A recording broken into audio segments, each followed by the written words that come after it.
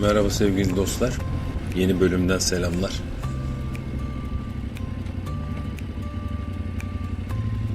Geçen haftaki bölümümüz bu bölümümüzün birinci bölümü. Kuşadası'ndan Tire'ye seyahat etmiştim.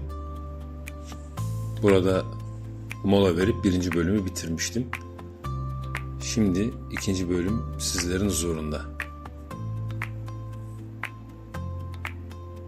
Tam Hıdırbeyli'ye varmadan son virajlar, son yüksek mevki.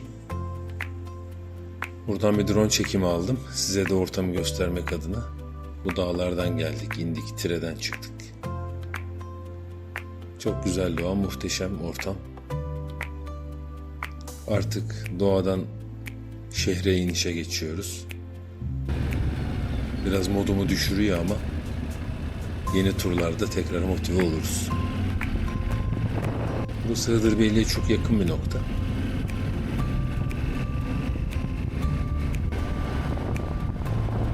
Hemen burada ileride jeotermal santral var. Evet, burası. Yolun sağında da fark ederseniz yerden buharlar çıkıyor. Şimdi göreceksiniz. Bu santraller yer altındaki sıcak su ve buharı kullanarak elektrik üretiyor. Sağlıklı, yenilenebilir bir üretim biçimi olduğu söyleniyor. Evet, burası da Hıdırbeyli Göleti DSİ'nin çok büyük bir su toplama alanı. Tel örgüler sanki yoktu daha önce ama şimdi konmuş. Duruluyordu, mola veriliyordu, su seyrediliyordu, dinleniliyordu burada. Böyle bir şey olmuş. Hıdırbeyli'nin de ortamı çok güzel, sakin, dingin bir yer. Böyle pek kimseler görünmüyor her geldiğimde ortalıkta. Şurada bir otobüs durağı gördüm. Yeni stickerlarım var ya, onlardan bir tane yapıştırayım oraya. Hiç yapmadığım şey ama. Aydınlı olduğum için korkmadan yapıyorum herhalde. Oradan bizi gören dostlara da selam olsun. Yazarsanız sevinirim yorumlara. Sanırım o geçtiğimiz Aydın-İzmir otobanının alt geçidi olması lazım. Evet, İzmir Denizli seferi yapan tren hattı burası. Buradan çıktığımızda eski Aydın otoyoluna çıkıyoruz. Yolun karşı tarafı da Germencik. Yani yolun üstü Hıdırbeyli, yolun altı Germencik gibi oluyor. Çok güzel yerler buralar, ben çok seviyorum. Halkı da çok iyi. Evet, o arada çekim almadım. Şimdi Ağaçlı Köyü'ne doğru geliyoruz. Söke'ye geldim. Söke'den Ağaçlı Köyü'ne geçeceğiz. Gelmek üzereyiz zaten. Ağaçlı Köyü'nün de kendine has bir yapısı var. Söke, Kuşadası, Davutlar üçgeninin ortasında kalıyor. Söke'ye daha yakın. Hemen şu tepeleri çıktıktan sonra evet, böyle bir köye girişi başlıyor. Son yıllardır hızlı yapılanıyor orası da. Oranın da nostaljik görüntüsü kalmayacak artık.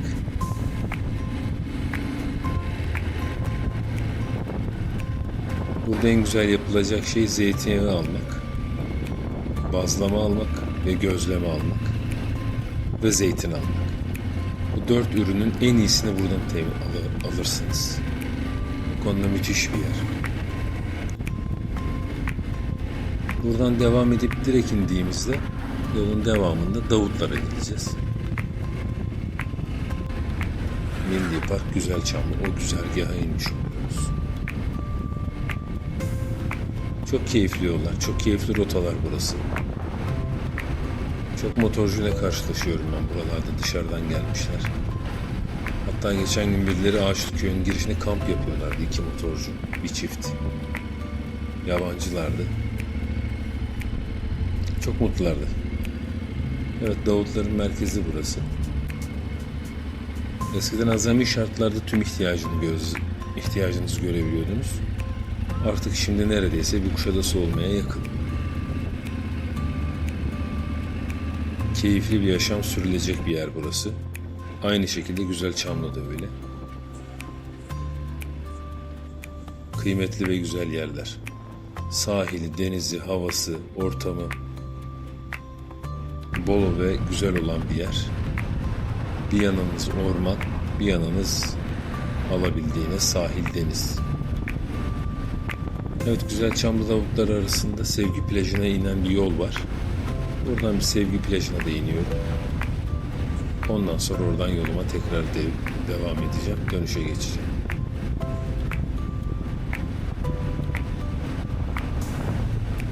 Yazlıkçılar daha gelmediği için ortalık sakin. Tabii siz bu videoyu belki yazın ortasında izleyeceksiniz. O çekim Mart ayına ait. Evet sevgili dostlar, keyifli bir tur oldu. Mutluluk, sağlık her zaman sizlerle olsun. İyilik peşinizi bırakmasın. Kendinize çok iyi bakın. Sağlıcakla kalın. Görüşmek dileğiyle.